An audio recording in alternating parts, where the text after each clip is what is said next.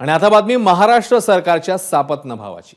खेळाडूंमध्ये राज्य सरकार भेदभाव करते हा त्याचा उत्तम नमुना आहे। T20 विश्वचषक जिंकून आलेल्या टीम इंडियाचा 11 कोटी देऊन राज्य सरकारने गौरव केला। पण 2019 मध्ये दिव्यांग विश्वचषक जिंकलेल्या क्रिकेटर्सना मात्र 5 वर्षांनंतरही बक्षिसाची रक्कमच दिली गेली नाहीये। विश्वविजेत्या संघामध्ये महाराष्ट्राच्या नागपूरचा गुरुप्रसाद राऊत, पालघरचा विक्रांत केणी आणि ठाण्याचा रवींद्र संते हे 3 खेळाडू होते। महाराष्ट्र सरकारने त्यांना प्रत्येकी 5 लाख रुपये घोषित केले होते, पण सरकारकडे करोडपती क्रिकेटपटूंना 11 कोटी रुपये द्यायला आहेत, मात्र सामान्य आणि दिव्यांग क्रिकेटर्सना देण्यासाठी 15 लाख रुपये नाहीयेत। हे पाहून क्रीडा विश्वात संताप व्यक्त होतोय। बक्षीस द्यायचंच नव्हतं तर घोषित का केलं असा सवालही विचारला जातोय।